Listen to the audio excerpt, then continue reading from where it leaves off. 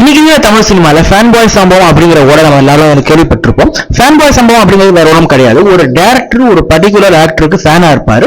So அவருக்கு பிடிச்ச அந்த ஆக்டர் வச்சு ஒரு படம் டைரக்ட் பண்ணும்போது அந்த படம் அந்த ஆக்டரோட வேற எந்த படத்துக்குமே கம்பேர் பண்ண முடியாத அளவுக்கு பேங்கரா வெளியே வரும். பிகாஸ் அந்த டேரக்டர் அவருக்கு பிடிச்ச ஆக்டர் எப்படி எல்லாம் ஸ்கிரீன்ல பார்க்கணும்னு ஆசைப்படுறாரோ அதை இன்ச் பை இன்ச் ரசிச்சு எழுதியிருப்பாரு. அதனாலதான் ஃபேன் பாய்ஸ் எல்லாம் டைரக்ஷன் பண்றாங்கன்னா அந்த படத்து மீதான எக்ஸ்பெக்டேஷன் வந்து பல மடங்கு அதிகமாகுது. பிகாஸ் ஒரு ஃபேனே வந்து டைரக்ஷன் பண்ணும்போது படம் வந்து கண்டிப்பா தரமா வருங்கிறது எல்லாரும் நம்பிக்கை. அந்த மாதிரி வரைக்கும் தமிழ்ல நிறைய ஃபேன் பாய் சம்பவம் வெளியே வந்திருக்கு. நம்ம இந்த வீடியோ அந்த ஃபேன் பாய் சம்பவங்களை பத்தி நம்ம இந்த வீடியோல பார்க்க போறோம். பெஸ்ட் எல்லாம் சொல்ல முடியாது, ஆனா இதை கம்பேர் பண்ணும்போது இது வந்து அந்த அளவுக்கு இல்லங்கிற மாதிரி நம்ம வந்து சொல்லுவோம்ல. சோ அந்த மாதிரி நம்ம வீடியோ நம்ம வந்து ரேங்க் பண்ண போறோம். சோ இந்த வீடியோ நம்ம 5 படங்களை பார்க்க போறோம். அதுல 5ஆவதா பார்க்க போற படம் வந்து குட் பேட் அக்லி. என்னடா ரிலீஸ் ஆகி 2 வாரம் தான் ஆகுது, அதுக்கு 5வது இடத்துல போட்டு எல்லாருமே அந்த படம் நல்லா இருக்குன்னு சொல்றாங்களே இந்த மாதிரி கேட்டீங்கன்னா, ஆமா, கடந்த 5-6 வருஷமா ரிலீஸ் ஆன ஏகேயோட படங்களை ஒப்பிடும் போது இந்த படம் வந்து கண்டிப்பா ஃபேன்ஸ்க்கு பிடிச்ச மாதிரி ஃபேன்ஸ் சாட்டிஸ்ஃபை பண்ற மாதிரி தான் இருக்கு. நம்ம எப்படிலாம் நம்ம ஏகே வந்து மிஸ் பண்ணியிருந்தோமோ அந்த நம்ம மிஸ் பண்ண ஏகே நம்ம கண்ணு முன்னாடி வந்து கொண்டு வந்து காட்டிட்டாரு ஆதிக். அதுல எந்த மாற்றமும் கிடையாது. ஆனா ஏகேவை கெத்தா காத்தணும், ஏகேவை வந்து மாசா காத்தணுங்கிற ஒரே எண்ணத்திலேயே இந்த படத்தை எடுத்த மாதிரி இருந்துச்சு. இந்த படத்துல ஸ்ட்ராங்கான ஸ்டோரியோ ஸ்கிரிப்டோ எதுவுமே கிடையாது. வெறும் ஏகேயோட ரெஃபரன்ஸ் ட்ரெண்டிங்கான ரீல்ஸை மட்டுமே நம்பி இந்த படத்தை எடுத்த மாதிரி இருந்துச்சு. மற்ற படங்கள்லயும் ரெஃபரன்ஸ் அப்படிங்கிறது இருக்கும், ஆனா அது வந்து ஒரு ஓரமா இருக்கும். ஸ்டோரி வந்து அதை மாதிரி டிராவல் ஆயிட்டு இருக்கும். ஆனா இந்த படத்தை பொறுத்த வரைக்கும் இந்த படத்துல ரெஃபரன்ஸ் மட்டுமே முக்கியமான ரோல் வந்து பிளே பண்ணுதுங்கிற மாதிரி நான் வந்து பார்த்தேன்.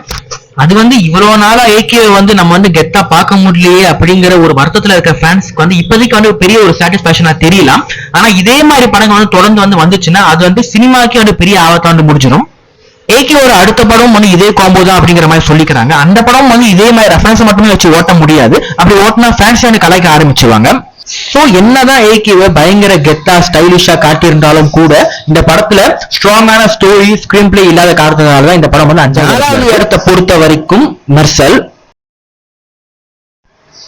வந்து நம்ம தளபதி விஜய்க்கு அட்லி பண்ண மிகப்பெரிய சம்பவம். இன்னைக்கு நம்ம விஜய் சார் வந்து இந்த அளவுக்கு ஒரு மிகப்பெரிய உச்சத்தை அடைஞ்சிருக்காருன்னா அதுக்கு ஒரு முக்கியமான விதை போத படம் வந்து மெர்சல் தான். மெர்சல் தான் வந்து நம்ம விஜய் சாருக்கு வந்து ஃபர்ஸ்ட் 250 crores கிராஸ் ஆன படம். ஏன்னா அதுக்கு முன்னாடி வரைக்கும் விஜய் அப்படிங்கிறது வந்து ஒரு சில பேருக்கு நார்த் இந்தியால தெரியும். ஆனா மொத்த இந்தியாவுக்குமே வந்து விஜய் சார் வந்து அடையாளப்படுத்தின ஒரு படம் வந்து மெர்சல் நான் வந்து பாக்குறேன்.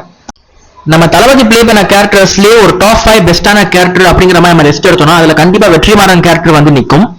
ஸ்டோரி கூடயே டிராவல் பண்ற எக்கச்சக்கமான கூஸ்பமான சீன் இந்த படத்துல வந்து இருந்துச்சு. இத்தனை இருந்தும் கூட இந்த படம் 4வது இடத்துல இருக்குன்னா இதுக்கு மேல இருக்கிற படங்கள் வந்து அந்த மாதிரியான படங்கள். அதனால இந்த படம் 4வது இடத்துல இருக்கு. சோ 4வது இடத்துல மெர்சல், 3வது இடத்துல பேட்டை. 2005க்கு அப்புறமா சங்கர் சாரை தவிர வேற எந்த ஒரு டேரக்டர்னாலையும் வந்து ரஜினி சாரை வச்சு முழுசா சாட்டிஸ்ஃபை பண்ற மாதிரி ஒரு படத்தை வந்து கொடுக்க முடியல. பிகாஸ் அவர் வந்து நம்ம இந்தியன் சினிமாலேயே வந்து ஸ்டைலு மாஸ்னா அவரு தான். அவர் பண்ணாத மாஸே கிடையாது, அவர் பண்ணாத ஸ்டைலே கிடையாது. சோ அவரை எப்படி யூஸ் பண்ணணுங்கிறது வந்து இந்த ஜெனரேஷன் டேரக்டர்ஸ்க்கு வந்து தெரியாத ஒரு விஷயமா இருக்கு. அதனாலதான் இப்ப எல்லாம் ரஜினி சாரை வச்சு எடுக்கிற படங்கள் வந்து ஸ்டோரி நல்லா இருந்தாலும் கூட ஏதோ ஒரு மிஸ் ஆகுதுங்கிற ஒரு ஃபீல் வந்து நமக்கு வந்து வந்துட்டே இருக்கும். ஆனா கார்த்திக் சுப்புராஜ் வந்து நம்ம தலைவரோட பயங்கரமான ஒரு ஃபேன். அவரோட எல்லா படங்கள்லயுமே வந்து குறைஞ்சது ஒரு சீன்லயாவது சூப்பர் ஸ்டாருக்கு ஒரு ரெஃபரன்ஸ் வந்து கண்டிப்பா இருக்கும். அந்த அளவுக்கு ஒரு மிகப்பெரிய ஃபேன். சோ அவர் வந்து தலைவரை வச்சு ஒரு படம் வந்து டைரக்ஷன் பண்ணும்போது அந்த படம் வந்து அவரால் எந்த அளவுக்கு தலைவருக்கு வந்து ஒரு ட்ரிபியூட்டா கொடுக்க முடியுமோ அந்த அளவுக்கு கொடுத்தாரு. நம்ம பாஷா டைம்ல படையப்பா டைம்ல நம்ம பார்த்த அந்த கெத்தான தலைவரை திரும்ப நம்ம கண்ணு முன்னாடி கொண்டு வந்தாரு. அதுவும் நம்ம கார்த்திக் சுப்புராஜோட ஸ்டைல்லே அதை வந்து பண்ணாரு. பேட்ட மாதிரி ஒரு படம் வந்து இனிமே வந்து நம்ம தலைவரோட கெரியர்ல வருமானு தெரியல. கார்த்திக் சுப்புராஜ் திரும்பவும் தலைவர் வச்சு ஒரு படம் டைரக்ஷன் பண்ணா வரதுக்கு வாய்ப்பு இருக்கு. 2வது இடத்துல மங்காத்தா. இந்த ஃபேன் பாய் சம்பவம் அப்படிங்கிற வேர்ட் வந்து ஃபேமஸ் ஆகிறதுக்கு முன்னாடியே நடந்த ஒரு மிகப்பெரிய சம்பவம் வந்து மங்காத்தா தான். ஒரு உண்மையான ஃபேன் பாய் சம்பவம் அப்படிங்கிறது வந்து அந்த டேரக்டர் திரும்ப வந்து டைரக்ஷன் பண்ணா மட்டும்தான் இதை பீட் பண்ண முடியும். வேற எந்த டேரக்டர்னாலேயும் வேற எந்த படத்தினாலையும் இந்த படத்தை பீட் பண்ண முடியாதுங்கிற அளவுக்கு இருக்கணும். மங்காத்தா ரிலீஸ் ஆகிக்கிறது 15 வருஷம் கிட்ட ஆக போகுது. இன்னைக்கு வரைக்கும் மங்காத்தா பீட் பண்ற அளவுக்கு ஏகே கெரியர்ல ஒரு படம் வந்து ரிலீஸ் ஆகவே இல்லை. இனிமே நம்ம ஏகே கெரியர்ல எத்தனை கேரக்டர் நடிச்சாலும் கூட விநாயக் கேரக்டரை பீட் பண்ற அளவுக்கு ஒரு கேரக்டர் வருமாங்கிறது கேள்விக்குறிதான். ஏன் நம்ம வெங்கட் பிரபுவே திரும்பி டைரக்ஷன் பண்ணா கூட மங்காத்தா அளவுக்கு ஒரு படம் கொடுக்க முடியுமான்னு தெரியல. தனக்கு பிடிச்ச ஹீரோவை எல்லாருமே வந்து ஹீரோவா பார்க்கணும், எல்லாரும் வந்து கடவுள் மாதிரி பாக்குற மாதிரி ஒரு படமா இருக்கணும்னு தான் எல்லா டேரக்டர்ஸும் முயற்சி பண்ணுவாங்க. ஆனா தனக்கு பிடிச்ச ஹீரோவை ஒரு மிகப்பெரிய வில்லனா இது வரைக்கும் யாருமே பார்க்காத அளவுக்கு ஒரு வில்லனிசத்தை காட்டி அதை வந்து ஹிட்டும் கொடுத்தவர் தான் வெங்கட் பிரபு. இந்த மாதிரி ஒரு சம்பவம் வந்து இனிமே நடக்குமா வந்து தெரியல, நடந்தா நல்லா தான் இருக்கும். அண்ட் ஃபர்ஸ்ட் பிளேஸ்ல வந்து எல்லாருக்கும் தெரிஞ்ச மாதிரி தான் விக்ரம். விக்ரம் பொறுத்த வரைக்கும் தமிழ் சினிமாவோட பிக்கஸ்ட் சம்பவம்னு நம்ம வந்து சொல்லிடலாம். நம்ம வந்து ஒரு ஃபேன் பாய், நம்ம ஹீரோ நம்ம வந்து மாசா காட்டினா போதும், அதுக்காக மட்டும் படம் எடுக்கணும்னு வந்து யோசிக்காம கதைக்கு வந்து முக்கியத்துவம் கொடுத்து அந்த கதைக்குள்ள தன்னோட ஹீரோவை மாசா காட்டினவர் தான் லோகேஷ் கனகராஜ்.